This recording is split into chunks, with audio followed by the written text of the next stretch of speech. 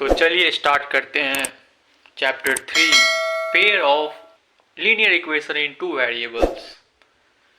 इस बार मैंने कुछ स्ट्रेटजी में चेंज किया है। पहले मैं पूरा लिख के लाता था, इस बार मैं बस टॉपिक लिख लिया हूँ और उसको समझाऊंगा आप लोग को। ठीक, पहला टॉपिक, पहला पॉइंट है इक्वेशन।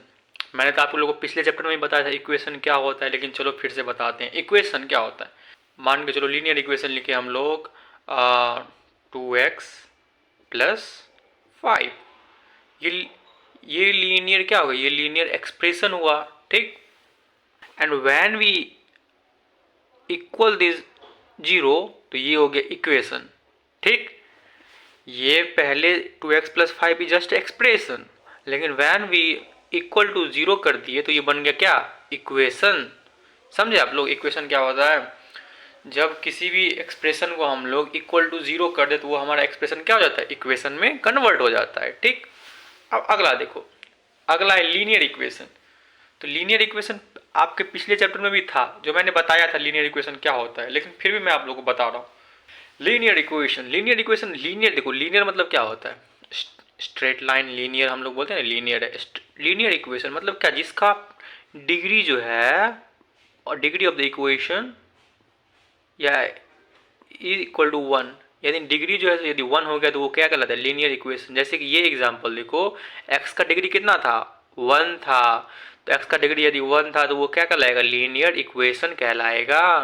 राइट, क्वाड्रेटिक इक्वेशन किसको कहेंगे, यदि डिग्री ऑफ इक्वेशन क्या हो जाए, 2 हो जाए। ठीक, और एक बात और याद रखो, दैट इज लीनियर इक्वेशन का जो ग्राफ होता है, ग्राफ वो ऑलवेज स्ट्रेट लाइन, हमेशा जो है स्ट्रेट लाइन होता है। ठीक, स्ट्रेट लाइन, ये अभी आप लोगों को दिखाएंगे भी है। मैं आप लोगों को दिखाऊंगा अभी कैसे ग्राफ स्ट्रेट लाइन होता है लीनियर इक्वेशन का। अभी इतना बस याद रख लो, graph of linear equation is straight line. चलो अब आगे देखते हैं। ओह, ये है क्या, general form of linear equation in two variables. Two variables मैंने आप लोगों को पिछले ही, मतलब कि आपका जो पिछला चैप्टर था ना, उसमें काफ़ी बेसिक सब था। वेरिएबल किसको कहते हैं, कांस्टेंट क्या है, लीनियर इक्वेशन क्या है, वो सब वगैरह वगैरह सब कुछ था। चलो फिर भी मैं बता देता हूँ आप लोग को। That is two variables means क्या, दो वेरिएबल होना चाहिए, दो अननोन रहना चाहिए। तो दो अननोन मतलब क्या, एक्स एंड वाई रहना चाहिए। तो दो अननोन मान के चलो, ये है ax1 प्लस by1 प्लस में c इक्वल टू में 0। तो ये हमारा क्या हो गया, linear equation in two variables हो गया। ठीक, टू वेरिएबल्स कैसे होगा, एक x1 वेरिएबल है, एक y1 वेरिएबल है। a b c क्या है, कांस्टेंट है। कांस्टेंट मतलब क्या, द कोई नंबर ऐसे 1 2 3 4 5 कोई सा भी, तो क्या है, कांस्टेंट है a b c। और x1 और y1 यहाँ पे एक चीज़ और याद रखना है, that is x1 and y1 not equal to 0। ये 0 नहीं होना चाहिए, क्योंकि यदि ये टर्म 0 हो गया तो ये पूरा टर्म 0 हो जाएगा। तो बचेगा क्या, सिर्फ एक वेरिएबल बचेगा। लेकिन हम लोग यहाँ पे क्या पढ़ें, linear equation in two variable. तो टू वेरिएबल होने के लिए, प्रेजेंट रहने के लिए, उसका कोफिशिएंट जो है that is a and b जो है वो 0 नहीं होना चाहिए। अच्छा, मैंने यहाँ पे क्या लिख दिया, x1 y1 यहाँ पे जो है सो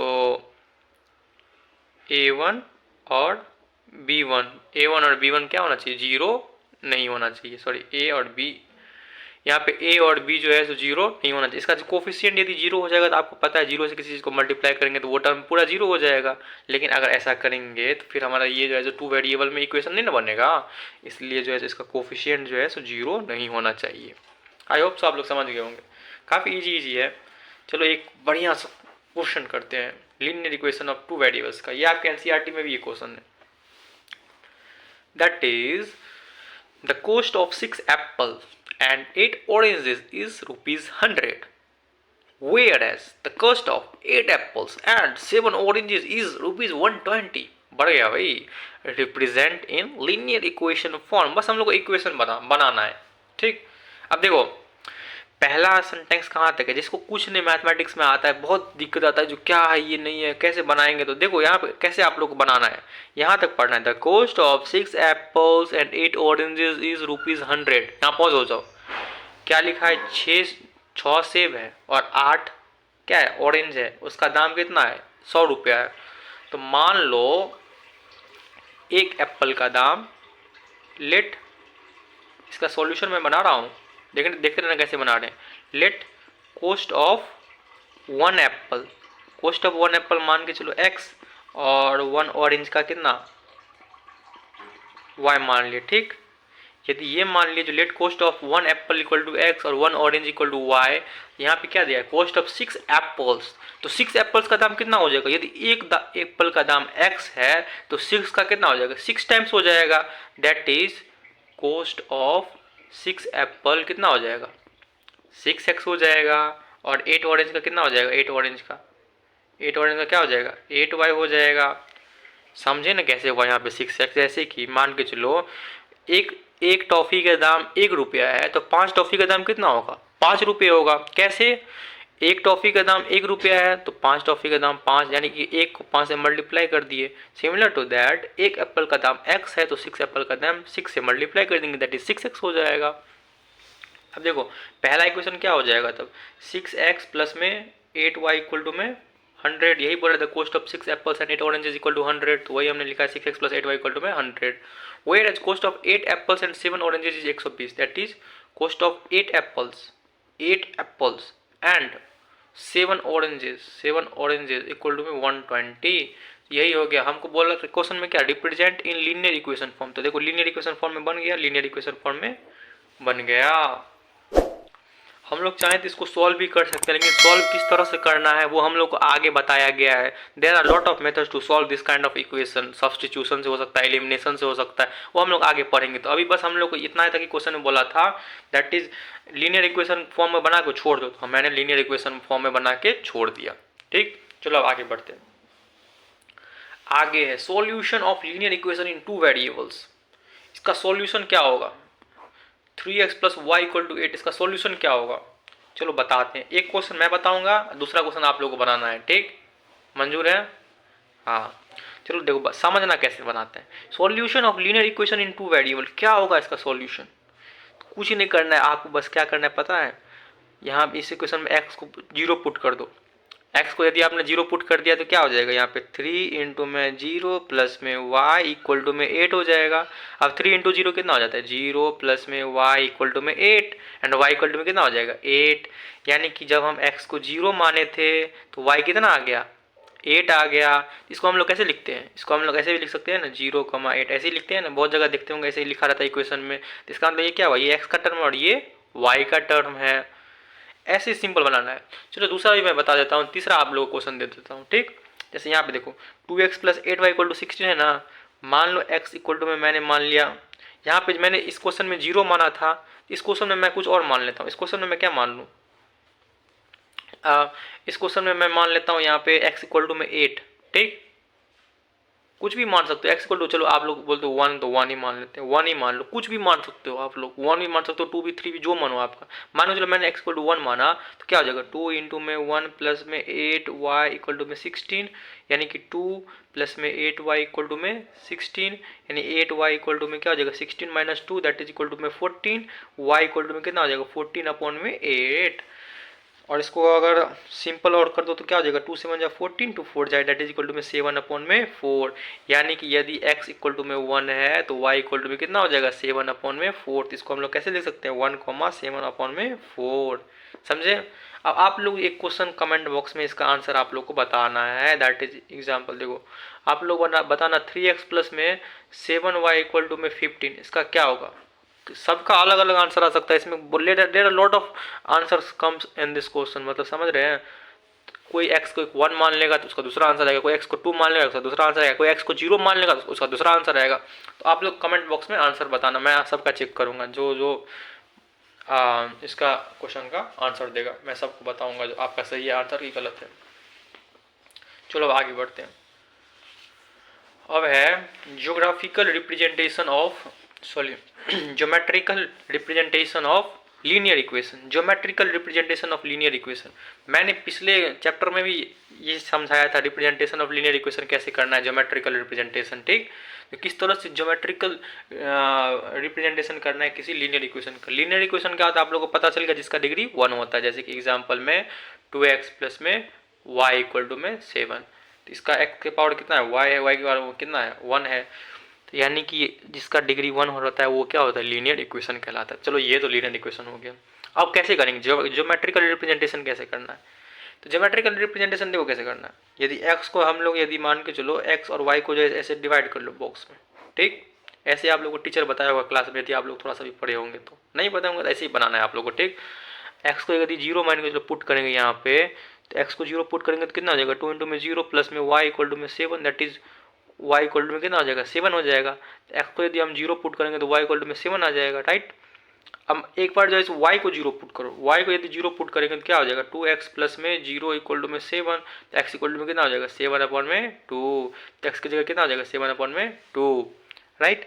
और एक चीज़ मानना है, और मान लो x की जगह यदि 1 पुट करेंगे तो कितना हो जाएगा, 2 इंटू में 1 प्लस में y इक्वल टू में 7, तो y इक्वल टू में हो जाएगा 7 माइनस में 2, दैट इज इक्वल टू में 5, तो 1 पुट करेंगे तो आंसर कितना आ जाएगा, 5, ये हो जाएगा।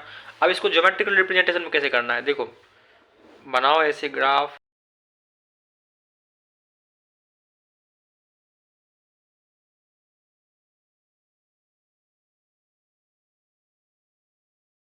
तो क्या होगा, x को यदि हम 0 पुट करेंगे तो y कितना आ जाएगा, y आ जाएगा 7, ओ और बनाना पड़ेगा इसको 4 5 6 7, x को यदि 0 पुट करेंगे तो y इक्वल टू क्या आ जाएगा, 7, यहाँ पे क्या आ जाएगा 0.0,7, ये समझ आया ना, 0,7 मतलब क्या, x 0 है और y कितना है, 7 है। कैसे हुआ यहाँ पे आप लोग अभी बताए थे।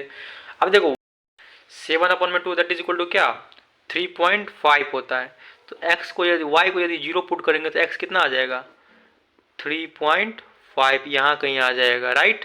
तो इस पॉइंट को लिख दो यहाँ पे, x इक्वल टू में 7 अपॉन में 2, y इक्वल टू में 0, तो 7 अपॉन में 2,0 हो गया। अब यहाँ पे देखो x इक्वल टू यदि 1 पुट किए हैं, x इक्वल टू में 1 पुट किए हैं तो y इक्वल टू कितना आया, 5 आया है। x इक्वल टू 1 पुट किए तो y इक्वल टू में क्या आया है, 5 आया है, यानी यहाँ आया है x1 y5, इस पॉइंट पे क्या आया, 1,5 आया है। देखो कैसे ग्राफ बनेगा, आपको तो पता है, जो ये चूंकि लीनियर इक्वेशन है तो इसका ग्राफ स्ट्रेट लाइन बनेगा, यहाँ है फिर यहाँ है फिर यहाँ तक है, ऐसे मिलाना है आपको। देखो इसको जो है हर पॉइंट को जो है यहाँ से मिला देना, स्ट्रेट लाइन आपको बनाना है। मेरे पास यहाँ पे ये बनेगा कौन सा लाइन, स्ट्रेट लाइन बनेगा। यदि आप स्केल से बनाओगे तो आपको क्या बनेगा, स्ट्रेट लाइन बनेगा, राइट। इस तरह से आपको क्या बनाना है, ग्राफ बनाना है, ठीक। एक और एग्जांपल जो आप लोगों को घर से ट्राई करना है, दैट इज 3x प्लस में 7y इक्वल टू में 15, ये आप लोग घर पे ट्राई करना, ठीक। इसको ग्राफ बनाने का प्रयास करना है, कैसे करना है आप लोग को समझ में आ गया, मैंने इसी तरह से बता दिया। एक बार x को 0 पुट कर दो, एक बार y को 0 पुट कर दो, एक बार x को 1 पुट कर दो, सिंपल सा बन जाएगा। और एक और ग्राफ बनाना है, मतलब एक और पॉइंट बढ़ाना है तो x को एक बार, y को एक बार 1 पुट कर दो, ऐसे करके बनाओगे ना तो आराम से बन जाएगा, ठीक। चलो आगे बढ़ते हैं। That is general form of a pair of linear equation in two variables. तो आपको तो हम अभी मैंने थोड़ा देर बताया था कि general form of linear equation in two variables कैसे होता है, ax1 प्लस में by1 प्लस में c इक्वल टू में 0। अब यहाँ पे हम लोग को बोल रहे हैं पेयर बनाने के लिए, तो पेयर बना देते हैं। यहाँ पे ax2 प्लस में by2 प्लस में c इक्वल टू में 0, यहाँ पे कोफिशिएंट चेंज कर लो, a1 b1 c1, a2 b2 c2, ठीक। अब यहाँ पे लेकिन आप लोग को अभी मैंने थोड़ी देर पहले बताया था क्या, a1 a2 b1 b2 not equal to 0। Why this not equal to 0, because यदि ये कोफिशिएंट इसका 0 हो जाएगा तो ये ओवरऑल टर्म क्या हो जाएगा, 0 हो जाएगा। तो ओवरऑल टर्म 0 हो जाएगा तो 2 वेरिएबल रहा ही नहीं, तो 1 वेरिएबल हो जाएगा। लेकिन हम लोग को बनाना क्या, इक्वेशन इन 2 वेरिएबल बनाना है, यानी 2 वेरिएबल रहना चाहिए। 2 वेरिएबल x1 और y1 कब रहेगा, जब इसका कोफिशिएंट 0 नहीं होगा तभी रहेगा, ठीक। चलो अब आगे देखते हैं। Nature of two straight lines in a plane, nature of two straight lines in a plane. अब देखो मैं एक चीज बताता हूँ, स्ट्रेट लाइन समझ में आ रहा है ना, स्ट्रेट क्या होता है, मान के चलो ये जो पेन है, राइट, ये भी स्ट्रेट लाइन है, ये पेन जो है ये भी स्ट्रेट लाइन है, राइट, ये जो पेंसिल है ये भी स्ट्रेट लाइन है। तो देखो क्या क्या प्रोबेबिलिटी हो सकता है, 2 स्ट्रेट लाइन है ना, यहाँ पे 2 straight lines are here, so what's the probability, 2 straight line को क्या कैसे कैसे कर सकते हैं। एक तो ये हो सकता है दोनों स्ट्रेट लाइन क्या हो जाए, हमारा पैरेलल हो जाए, राइट। दूसरा क्या कंडीशन हो सकता है, 2 स्ट्रेट लाइन जैसे इंटरसेक्ट करे, ये भी हो सकता है। और तीसरा और क्या हो सकता है स्ट्रेट लाइन का, दोनों जैसे एक साइड जैसे कोइंसाइड कर जाए। ये तीन कंडीशन ही बस हो सकता है स्ट्रेट लाइन का। For a pair of straight lines on a plane there are three possibility. क्या क्या पॉसिबिलिटी हो सकता है? पहला, दे इंटरसेक्ट ईच अदर, दूसरा they are parallel with each other, और तीसरा they coincide with each other. यही तीन कंडीशन हो सकता है स्ट्रेट लाइन का। यहाँ पे देखो क्या होगा, for a pair of straight line on a plane there are three possibility. पहला क्या है, पहला क्या था, इंटरसेक्ट करना, तो पहला है इंटरसेक्ट ईच अदर, राइट। दूसरा क्या था, parallel to each other, parallel each other, right. और तीसरा कौन सा था, तीसरा था कोइंसाइड, कोइंसाइड कर जाना, तीसरे एक दूसरे पे क्या करना, कोइंसाइड कर जाना। ये तीन पॉसिबिलिटी हो सकता है। तो चलो यही था यहाँ पे जो क्या क्या पॉसिबिलिटी हो सकता है प्लेन स्ट्रेट लाइन में। एक हो सकता है इंटरसेक्ट करना, दूसरा पैरेलल और तीसरा कोइंसाइड। ये पॉइंट याद रखो क्योंकि आगे अभी जो आएगा ना टॉपिक्स उसमें ये सब हमको यूज, हम लोग इसका यूज करेंगे इस पॉइंट्स का, राइट। चलो अब आगे बढ़ते हैं। Now, the graphical method of finding solution of a pair of linear equation, मतलब कि ग्राफ के हेल्प से अपन को जैसे सॉल्यूशन फाइंड आउट करना है इस इक्वेशन का x प्लस में y equal to 6, x minus y equal to में 4। तो कैसे करना है आपको तो अभी मैंने बताया था कि इसको कैसे करो, x की जगह 0 एक बार पुट कर लो तो y कितना हो जाएगा, y 6 हो जाएगा। x y की जगह एक बार 0 पुट कर लो तो x कितना हो जाएगा, 6 हो जाएगा। एक बार x की जगह 1 पुट कर लो तो y कितना हो जाएगा, 5 हो जाएगा, ठीक। सिमिलर टू दैट इस इक्वेशन को भी कुछ कुछ सॉल्व कर लेते हैं। जैसे कि x और y, x को यदि हम 0 पुट करेंगे तो y की जगह कितना हो जाएगा, माइनस में 4। यदि y को 0 पुट करेंगे तो x को कितना हो जाएगा, 4 हो जाएगा। और यदि x की जगह 1 पुट करेंगे तो y की जगह कितना हो जाएगा, माइनस में 3। अब देखो इसको प्लॉट कर लेते हैं हम लोग ग्राफ में। तो एक ग्राफ बनाते हैं पहले। आप लोग को स्केल के हेल्प से ग्राफ पेपर पे बनाना, नहीं तो स्केल के हेल्प से मेजर करके बनाना, तब आप लोग को सॉल्यूशन मिलेगा, नहीं तो ऐसे में नहीं मिलेगा, ठीक।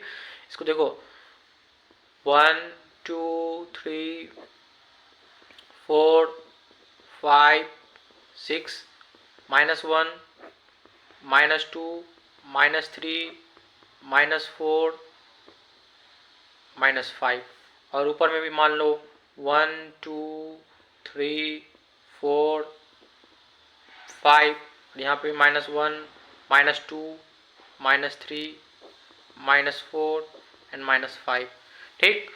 अब यहाँ पे देखो x को 0 तो y इक्वल टू में 6, x इक्वल टू 0 तो y इक्वल टू में हो जाएगा 6, x इक्वल टू 0 तो y इक्वल टू में कितना हो जाएगा 6। यहाँ एक पॉइंट आ गया, ठीक, 0,6। अब x इक्वल टू में यदि 6 है तो y इक्वल टू में 0, x इक्वल टू में 6 है तो y इक्वल टू में 0, एक पॉइंट यहाँ आ गया 0,6। और एक x इक्वल टू 1 है तो y इक्वल टू 5 है, x इक्वल टू 1 है तो y इक्वल टू में 5 है, एक पॉइंट यहाँ आ गया 1,5। अब इसमें देखो x इक्वल टू 0 तो y equal to -4, x equal to 0 तो y इक्वल टू में माइनस में 4, यहाँ आ जाएगा 0, माइनस में 4।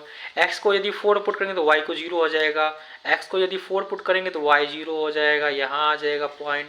और x की जगह 1 पुट करेंगे तो y की जगह -3, x की जगह 1 पुट करेंगे तो y की जगह माइनस में 3, एक पॉइंट यहाँ आ जाएगा 1, माइनस में 3। ये कितना था, चलिए इसको देखते हैं मिला के। इसको जो है सो मिलाओ पहले, तो इसको मिलाओगे तो कहाँ कहाँ आएगा, ये पॉइंट जो है सो ऐसे आएगा। और इसको मिलाओगे तो यहाँ पे, राइट।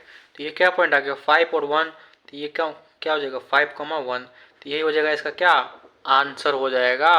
तो यही था हमारा graphical method of finding solution of a pair of linear equation, that is graph बनाओ जहाँ पे इंटरसेक्ट करेगा वही इसका क्या हो जाएगा सॉल्यूशन हो जाएगा। तो इसका सॉल्यूशन क्या हो जाएगा 5,1। आई होप तो समझ में आ गया होगा। चलो आप अगले पॉइंट पे चलते हैं। चलो अगला one of the most important topics पे बढ़ते हैं, that is comparing the ratio of coefficient of a linear equation. ये कुछ भी कर लो आप लोग इसको याद कर लो, that is if a1 upon में a2 not equal to b1 upon में b2 the pair of equation are said to be consistent and graph of two equation intersect at a unique point और exactly one solution. That is यदि a1 upon में a2 not equal to b1 upon में b2 रहा, a1 a2 क्या था, वही coefficient जो अभी हम लोगों ने पढ़ा था। कौन सा कोफिशिएंट, अभी जो हम लोगों ने पढ़ा था ना, that is a1 x1 plus में b1 y1 प्लस में c1 इक्वल टू में 0, और यहाँ पे a2 x2 प्लस में b2 y2 प्लस में c2 इक्वल टू 0। अभी थोड़ी देर पहले पढ़ा था ना हम लोगों ने, यहीं पे है यही। यहाँ पे जो बोल रहा है इफ a1 अपॉन में a2 not equal to b1 upon b2 that is equal to what, a1 upon में a2 not equal to b1 upon में b2, तो वो क्या कहलाएगा, कंसिस्टेंट कहलाएगा, एग्जैक्टली वन सॉल्यूशन और इंटरसेक्ट करेगा एट अ यूनिक पॉइंट पे। और यदि if a1 and a2 equal to b1 upon में b2 equal to c1 upon में c2, वो क्या कहलाएगा, डिपेंडेंट कहलाएगा। ग्राफ जो है सो कोइंसाइड करेगा। अभी मैंने आप लोग बताया था ना, नेचर ऑफ ग्राफ में क्या था, एक था इंटरसेक्ट करने वाला, एक था कोइंसाइड करने वाला, और एक था पैरेलल। 3 केस मैंने बताया था। देखो यहाँ पे इंटरसेक्ट करेगा, इंटरसेक्ट वाला कंडीशन कब आएगा, इंटरसेक्ट वाला कंडीशन तब आएगा जब a1 अपॉन में a2 नॉट इक्वल टू में b1 अपॉन में b2 होगा, तब इंटरसेक्ट वाला कंडीशन आएगा। यदि a1 अपॉन में a2 equal to b1 upon में b2 equal to c1 upon में c2, तो ये कंडीशन कौन सा आएगा, ये कंडीशन आएगा डिपेंडेंट ग्राफ कोइंसाइड वाला कंडीशन आएगा। और इफ a1 अपॉन में a2 equal to b1 upon में b2 not equal to c1 upon में c2, वो क्या कहलाएगा, पैरेलल कहलाएगा। आपको ये दिमाग में रख लेना है। तीसरा, यदि नॉट इक्वल, सब यदि इक्वल कहलाएगा, सब इक्वल तो infinitely many solution, consistent, graph coincide. यदि सब इक्वल हो जाएगा तो एक दूसरे पे चढ़ जाएगा, यदि सब इक्वल हो जाएगा तो कोइंसाइड कर जाएगा, ठीक। यदि तीसरा नहीं इक्वल रहा तो पैरेलल हो जाएगा, और यदि पहला दूसरा ही नहीं इक्वल रहा तो एक दूसरे को काटने पे आ जाएगा, क्यों नहीं इक्वल हुआ, इंटरसेक्ट करने पे आ जाएगा, राइट। तो यही था, ये आप लोगों को दिमाग में घुसा लेना है, अच्छे से याद कर लेना है, क्योंकि इस पे जो है 1 मार्क्स में या 2 मार्क्स में काफ़ी क्वेश्चन बन सकता है। जो आप लोग एमसीक्यू में यदि आएगा तो इस तरह का क्वेश्चन आ सकता है। तो ये आपको दिमाग में घुस जाना, छप जाना चाहिए। कोफिशिएंट का रेशियो यदि नहीं इक्वल रहा a1 अपॉन में 2 not equal to b1 upon में b2, तो intersect each other, consistent and exactly one solution. 3 point इसका याद करना है। इसका क्या करना है, dependent, coincide, infinitely many solution, consistent. इसका क्या याद करना है, इनकंसिस्टेंट, पैरेलल, नो सॉल्यूशन। देखो इनकंसिस्टेंट एक ही है। यदि बोलेगा whether the two pair of equations inconsistent और नॉट, इनकंसिस्टेंट कब होगा, यदि ये सेटिस्फाई करेगा तो इनकंसिस्टेंट होगा, अन्यथा ये कंसिस्टेंट होगा। कंसिस्टेंट 2 कंडीशन में आ रहा है, इनकंसिस्टेंट पर 1 कंडीशन में आ रहा है।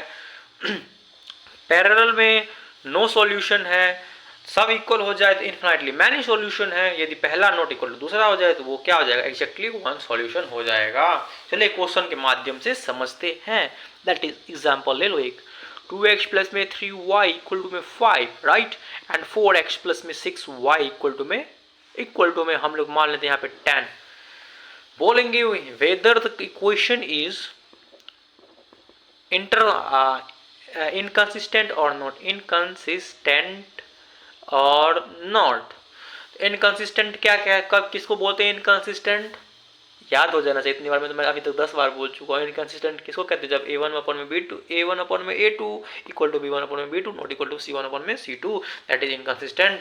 अब देखो a1 अपॉन में a2 कितना हो जाएगा, 2 अपॉन में 4 दैट इज इक्वल टू में 1 अपॉन में 2, b1 अपॉन में b2 कितना हो जाएगा, 3 अपॉन में 6 दैट इज इक्वल टू में 1 अपॉन में 2, c1 अपॉन में c2 कितना हो जाएगा, c1 अपॉन में c2 कितना हो जाएगा भाई, 5 अपॉन में 10 that is equal to 1 upon में 2। ओ माय गॉड, 1 अपॉन में 2, 1 अपॉन में 2, 1 अपॉन में 2 तीनों इक्वल हो गया, दैट इज a1 अपॉन में a2 इक्वल टू में b1 अपॉन में b2 इक्वल टू में c1 अपॉन में c2, सब इक्वल हो गया। और तुमको पता है सब जब इक्वल हो जाएगा तो ग्राफ क्या कहलाएगा, ग्राफ जो है जो कहलाएगा कंसिस्टेंट, और इसका क्या हो जाएगा, इन्फिनिटली मैनी सॉल्यूशन, और ग्राफ जो है सो कोइंसाइड करेगा। तो आपको कुछ भी पूछ सकता है, whether the pair of this equation coincide और नॉट, तो दिस इज कोइंसाइड और not, coincide, this is coincide in each other. उसके साथ ही जो है इनफाइनाइटली मैनी सॉल्यूशन। और क्वेश्चन में जो मेन चीज पूछा है इनकंसिस्टेंट है या नहीं है, तो बिल्कुल भाई ये इनकंसिस्टेंट नहीं है। इनकंसिस्टेंट केवल एक कंडीशन में होता है, जब a1 इक्वल टू में a2 equal to b1 upon में b2 not equal to c1 upon में c2 हो जाए, तब वो कंडीशन इनकंसिस्टेंट कहलाता है। इतना आप लोग दिमाग में छाप लो अच्छे से। तब से मैंने इतना ही 5 मिनट के अंदर मैंने 10 बार बोल दिया है। आप लोग तो 1 मिनट में, अभी आप लोग का एग्जाम का काफ़ी टाइम है, तो इसको दिमाग में छाप लो अच्छे से। चलो अब हम लोग चैप्टर के कुछ महत्वपूर्ण टॉपिक्स पे आते हैं। Solution, algebraic solution. Algebraic solution देखो, अलजेब्राइक सॉल्यूशन में पहला है एलिमिनेशन मेथड। इलिमिनेट करना है, कैसे बताते हैं, जैसे कि एग्जांपल देखो, 2x प्लस में y इक्वल टू में 5, तो 3x प्लस में 6y इक्वल टू में 9। अब देखो आपको इलिमिनेट करना है। इलिमिनेट मतलब क्या, हटाना है। कैसे इलिमिनेट करोगे, देखो सिंपल सा है। एक बार आपको x को इलिमिनेट करना है, एक बार आपको y को इलिमिनेट करना है, तो आपको आ जाएगा सॉल्यूशन। यहाँ पे देखो ध्यान से समझना, एक क्वेश्चन मैं अच्छे से बताता हूँ काफ़ी अच्छे से, वही समझ में तुमको आ जाना चाहिए। यहाँ पे देखो कोफिशिएंट 2x है, यहाँ पे 3x है। इसको यदि मैं 3 से मल्टीप्लाई कर दूँ और इसको जो है 2 से मल्टीप्लाई कर दूँ तो पहले क्या बनेगा वो देख लो, उसके बाद मैं बताऊँगा क्यों मैंने किया। यहाँ पे 3 से मल्टीप्लाई करेंगे क्या हो जाएगा, 3 2 जा 6x प्लस में 3y इक्वल टू में 15, यहाँ पे 6x प्लस में 12y इक्वल टू में 18 राइट। तो अब देखो इसको जो सब्ट्रैक्ट करेंगे, इसको माइनस, इसको माइनस, इसको माइनस, तो क्या हो जाएगा, 6x कट जाएगा, तो 3y माइनस में 12y कितना हो जाएगा, माइनस में 9y, और 15 माइनस में 18 कितना हो जाएगा, माइनस में 3, तो y इक्वल टू क्या हो जाएगा, y इक्वल टू हो जाएगा माइनस 3 अपॉन में minus 9, that is equal to में 1 अपॉन में 3। x कितना हो जाएगा, x कुछ नहीं है, x क्या था 2x प्लस में y इक्वल टू में है 5, तो 2x और y की जगह है 1 अपॉन में 3 इक्वल टू में हो जाएगा 5। तो यहाँ पे देखो 2x इक्वल टू क्या हो जाएगा 5 माइनस 1 अपॉन में 3, दैट इज इक्वल टू में हो जाएगा 5 3 15 माइनस में 1, दैट इज 14 अपॉन में 3। तो x कितना हो जाएगा, यहाँ पे x का वैल्यू हो जाएगा, यहाँ पे x इक्वल टू हो जाएगा 14 अपॉन में 3 इंटू में 2, दैट इज इक्वल टू में 14 अपॉन में 6। इसको काट कुट करेंगे तो कितना हो जाएगा, 2 से 1 जा 14, 2 3 जा 6, ये हो जाएगा हमारा इसका आंसर। अब देखो इसमें मैंने क्या किया, पहले मैंने इलिमिनेट कर दिया, x को इलिमिनेट कर दिया, मतलब x को हटा दिया, x को हटा दिया तो y आ गया। अब y आ गया, उसका y की मदद से मैंने फिर x का वैल्यू निकाल लिया।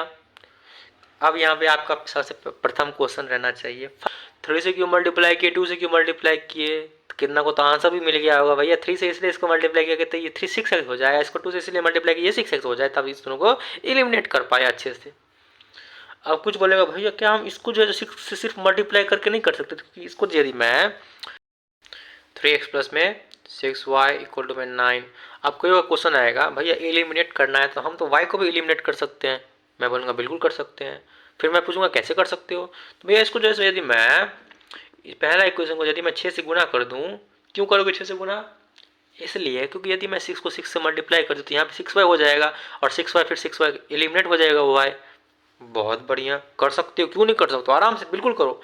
6 दूना 12x प्लस में 6y इक्वल टू में 6 30, और ये जो 3x प्लस में 6y इक्वल टू में 9, ये माइनस ये माइनस ये माइनस, ये 6y कैंसिल हो गया, तो 12x माइनस 3x कितना हो जाएगा 9x, 30 माइनस 9 कितना हो जाएगा 21 आई थिंक, या तो x इक्वल टू कितना हो जाएगा 21 अपॉन में 9, दैट इज इक्वल टू में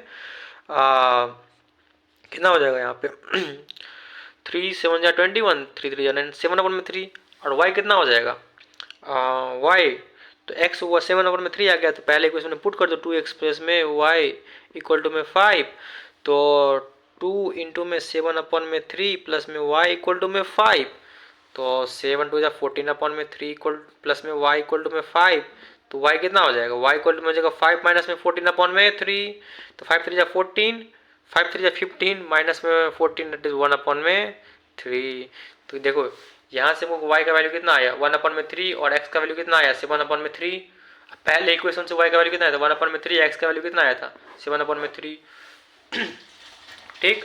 तो तुम उस मेथड से करो, पहले x को एलिमिनेट करो, y का वैल्यू निकालो, या y को एलिमिनेट करो, x का वैल्यू निकालो। बात सिंपल सा है, इतने अच्छे से मैंने बता दिया, अब तो कोई दिक्कत नहीं होनी चाहिए तुम लोग को, ठीक। एलिमिनेशन तुम लोग सीधा बात समझो, एलिमिनेट यदि तुमको एग्जाम में बोलेगा एलिमिनेशन मेथड से बनाने के लिए तब ऐसे बनाना, नहीं तो फिर मैं और 2-3 मेथड बता रहा हूँ अभी, जो मेथड तुमको आसान लगे उस मेथड से बनाना। चलो एलिमिनेशन समझ में आ गया तुम लोग को, एक क्वेश्चन तुम लोग को दे देते हैं, ये तुम लोग सॉल्व करके हमको बताना, ठीक।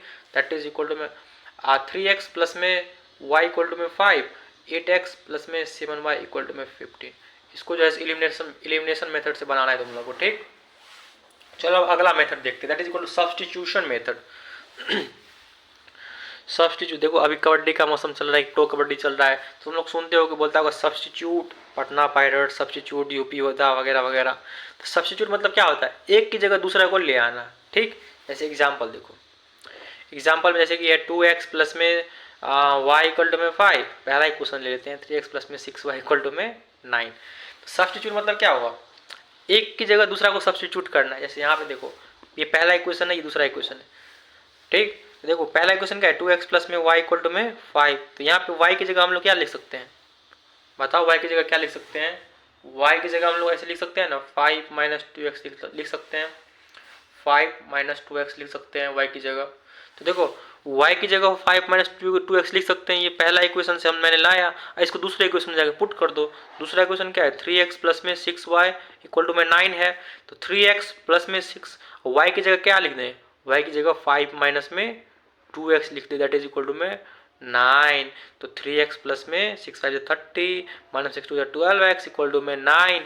और यहाँ से करेंगे तो कितना हो जाएगा, माइनस 9x प्लस में 30 इक्वल टू में 9, माइनस 9x इक्वल टू में 9 माइनस में 30, that is equal to minus 9x equal to में माइनस 21, माइनस से माइनस गया, x इक्वल टू में कितना हो जाएगा 21 अपॉन में 9, दैट इज इक्वल टू में 7 अपॉन में 3।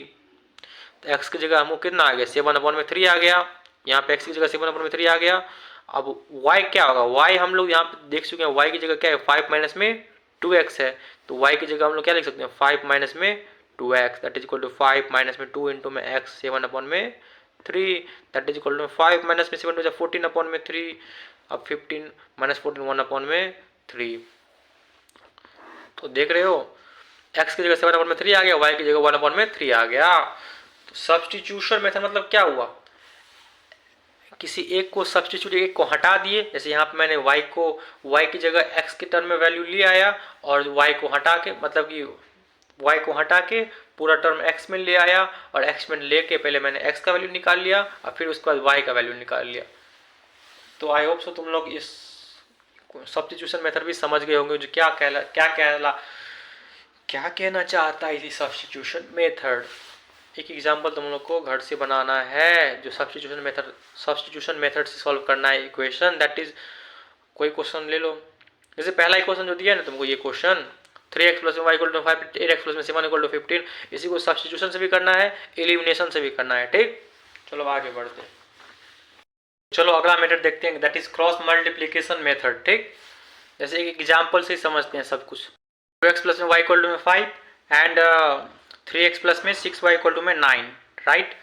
इसको कैसे सॉल्व करेंगे, देखो क्रॉस मल्टीप्लीकेशन मेथड का एक फॉर्मूला आता है जो तुम लोग को पता होगा, x अपॉन में something that is equal to y upon में something that is equal to 1 upon में समथिंग। अब ये समथिंग क्या है तो यहाँ पे देखो, यहाँ पे समथिंग में ये रहता है, that is a1 b2 minus में a2 b1। इसको कैसे याद करना है मैं बताता हूँ, शॉर्टकट तरीका कैसे याद कर लेना। देखो यहाँ पे देखो a1 b1 c1, a2 b2 c2, ठीक। ये देखो ये x के साथ रहता है, ये y के साथ रहता है, ठीक। अब देखो यहाँ पे जो नीचे में है ना a1 b2 माइनस में a2 b1, ये कहाँ से आता है, a1 b2 माइनस में a2 b1, यानी x और y का, x का y के साथ a1 b2, शुरू का फर्स्ट का सेकंड के साथ a1 b2, माइनस में सेकंड का फर्स्ट के साथ a2 b1 या b1 a2, जो भी दोनों का मल्टीप्लिकेशन तो बराबर ही होता है, 2 इंटू 3 3 इंटू 2 बराबर ही हो गया, ठीक। a1 b2 माइनस में a2 b1। अब यहाँ पे नीचे में क्या होगा, यहाँ पे नीचे में क्या होगा, x अपन में समथिंग इक्वल टू y अपन में समथिंग, राइट। तो ये देखो x अपन में समथिंग क्या होगा, यहाँ पे x अपन में समथिंग क्या होगा ना, x को छोड़ दो, ठीक। उसके बाद इस दोनों को देखो b1 c2, तो यहाँ पे क्या लिखना है, b1 c2 माइनस में, यहाँ पे ये देखो b1 c2 माइनस में क्या हो जाएगा b2 c1, राइट, माइनस में b2 c1। यहाँ पे क्या लिखना है, y अपन में समथिंग, तो y को कवर कर दो, ठीक। y को कवर किया, उस पर अगला टर्म क्या है c1 a2, तो यहाँ पे देखो c1 a2 माइनस में, यहाँ पे देखो c1 A2 माइनस में C2 A1, ठीक, C2 A1। कैसे क्या समझ में आ गया? नीचे वाला जो जहाँ पे टर्म था 1 अपॉन में समथिंग, वो कैसे आया? तो वो आया x और y टर्म से, that is A1 B2 minus में A2 B1, ये टर्म आ गया। x के नीचे का टर्म कैसे आया? x को ढक दो, उसके आगे का देखो B1 C2 माइनस में B2 C1, ठीक। अब फिर देखो y का टर्म कैसे आया? तो y का टर्म क्या है? उसके आगे y को ढक दो, उसके आगे का टर्म देखो C1 A2 माइनस में C2 A1, ठीक।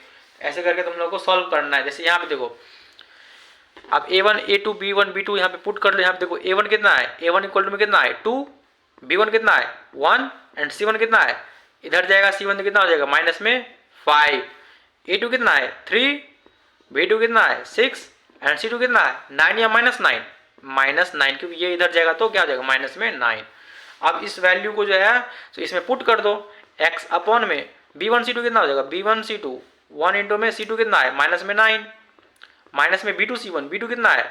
6 एंड C1 कितना है? माइनस में 5, इक्वल टू में y अपॉन में समथिंग, समथिंग है C1 A2 मतलब क्या? माइनस 5 इंटू में A2 कितना है?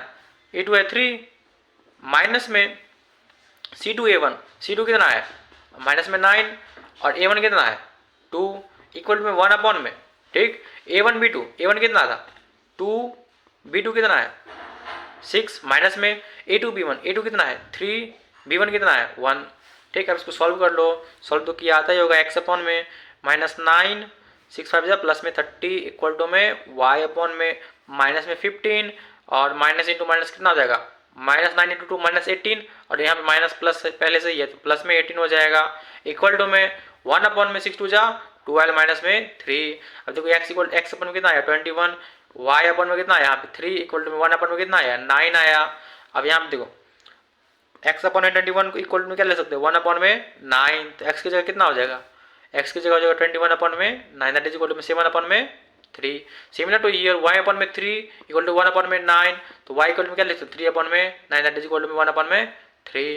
तो x की जगह 7 अपॉन में 3 और y की जगह क्या हो जाएगा? 1 अपॉन में 3। तो आई होप सो आपको समझ में आ गया वो क्रॉस मल्टीप्लिकेशन मेथड कैसे सॉल्व करते हैं।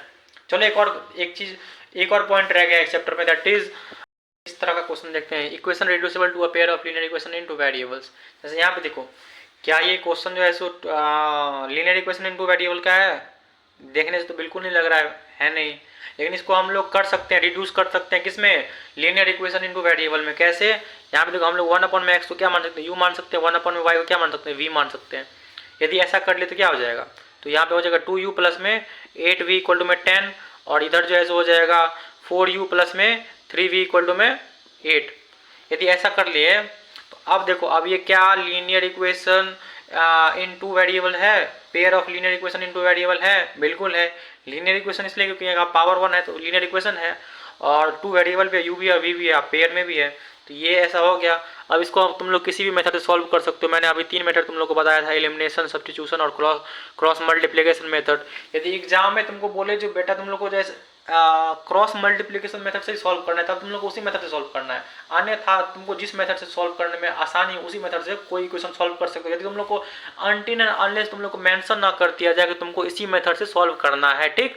तो चलो, इसको तो हम लोग किसी भी मेथड से सॉल्व कर सकते हैं, क्योंकि इसमें हमको जो है कोई स्पेसिफिक दिया नहीं है, हमको इसको क्रॉस मल्टीप्लिकेशन मेथड से ही सॉल्व करना है। तो इसको कैसे करें? इसको 2 से मल्टीप्लाई कर देते हैं तो कितना हो जाएगा? 4u प्लस में 16v इक्वल टू में कितना हो जाएगा? 20 हो जाएगा, और नीचे में 4u प्लस में 3v इक्वल टू में कितना हो जाएगा? 8 हो जाएगा। यहाँ पे देखो कर सकते हैं हम लोग, 4u से 4u गया और 16 में से 3 गया तो कितना हो जाएगा? 13v इक्वल टू में 20 में से 8 गया कितना हो जाएगा? 12। तो v इक्वल टू में कितना हो जाएगा? 12 अपॉन में 13। अब यहाँ पे देखो 2u प्लस में 8v इक्वल टू में 10 है, ठीक। तो 2u प्लस में 8, v की जगह कितना 12 अपॉन में 13 लिख सकते हैं, इक्वल टू में 10 लिख सकते हैं। 2u प्लस में 8 12 ठीक है, कितना होता है? 96 बट्टा में 13 इक्वल टू में 10। तो 2u इक्वल टू में कितना हो जाएगा? 10 माइनस में 96 अपॉन में 13, 2u इक्वल टू में हो जाएगा 130 माइनस में 96 बट्टा 13, 30 इक्वल टू में 10 में से 6 गया तो कितना होगा? 4, 12 में से 9 34 अपॉन में 13 हो जाएगा। तो u इक्वल में कितना हो जाएगा? 34 अपॉन में 13 इंटू में 2, दैट इज इक्वल टू में 34 अपॉन में 26, 17 अपॉन में 13। तो u की जगह हमको कितना आया? 17 अपॉन में 13 आ गया, और v की जगह आया था 12 अपॉन में 13, ठीक। तो लेकिन लेकिन क्या, ये तो कन्वर्टेबल है, लेकिन हम लोग एक्स और वाई का वैल्यू चाहिए था। तो 1/x को हम लोग क्या माने थे, 1/x को हम लोग माने थे u, और 1/y को माने थे हम लोग v, राइट। ये माने थे हम लोग 1/x को u और 1/y को v माने थे। तो 1/x इक्वल टू में u की जगह कितना हो जाएगा, 17/13, 17/13। तो x की जगह कितना हो जाएगा, 13/17। उल्टा कर देंगे ना भाई, ये उल्टा था तो ये उल्टा, इसको हम लोग उल्टा कर देते, इसको भी उल्टा कर देंगे, ठीक। और 1/y v equal to v था, तो 1/y इक्वल टू में v का वैल्यू कितना आया था, 12/13 आया था, राइट। v की जगह 12/13 आया था, तो 12/13। लेकिन हमको इसको उल्टा करना है, तो उल्टा करना है तो इसको भी उल्टा करना पड़ेगा। तो y इक्वल टू कितना हो जाएगा, 13/12। तो देखा, हम लोग को यहाँ पे जो है सो धोखा हो रहा था देखने में, यार ये तो linear equation in two variable है ही नहीं, हैविंग। लेकिन यहाँ पे यदि हम लोग 1/x को u मान ले और 1/y को v मान ले, तो ये कन्वर्ट हो जाएगा आसानी से, ठीक। ऐसे ही कभी कभार हम लोग को क्या होता रहता है ना, कुछ चीज़ें जो है हम लोग को कम्प्लेक्स लगती रहती है, ये काफ़ी कठिन है, लेकिन यदि हम लोग, लेकिन उसका ईजी वे भी रहता है। लेकिन हम लोग जैसे उसको कठिन देख के जो पहले डर जाते, घबरा जाते हैं, यार ये कठिन है, कठिन है, कठिन है। हम लोग उसका अल्टरनेट वे देख नहीं पाते हैं, जो there is lot of alternative way, मतलब कि उसका ऑप्शन रहता है, मतलब कि देयर इज, उसके अलावा भी काफ़ी ऑप्शन रहता है। लेकिन हम लोग जो है उसी में उलझे रहते हैं, उसी प्रॉब्लम में, यार इसी ये प्रॉब्लम है, ये कैसे सॉल्व होगा, कैसे सॉल्व होगा। लेकिन उसका देखा इजी मेथड भी आ गया, यदि 1/x को हम लोग u मान लें और 1/y को यदि हम लोग v मान ले तो इतना ही था आपके चैप्टर में। आई होप सो आपको ये पूरा चैप्टर समझ में आ गया होगा, और उम्मीद है आप लोग पढ़ाई भी कर रहे होंगे। आपका बोर्ड सब धीरे धीरे काफ़ी क्लोज आ रहा है, आपके मन में घबराहट और जो डर जो है फिर भी वो भी पैदा हो रहा होगा, लेकिन there is no worry about that, okay. घबराने की ज़रूरत नहीं है, जो आता है बहुत आता है आप लोग को, और मैं जितना बताता हूँ उतना यदि कर लोगे तो बहुत से बहुत ज़्यादा हो जाएगा। लेकिन वही है, जितना मैं बोला, जैसे मैंने स्ट्रेटजी वीडियो पहले बताया था वैसा आई होप सो आप लोग फॉलो कर रहे होंगे। नहीं करोगे तो आप ही लोग का नुकसान होगा, करोगे तो आप ही लोग का फायदा होगा। चलो मिलते हैं अब अगले चैप्टर में, मैथमेटिक्स के वन शॉट में। तब तक आप लोग पढ़ाई करते रहो। All the very best, thank you for watching, ठीक।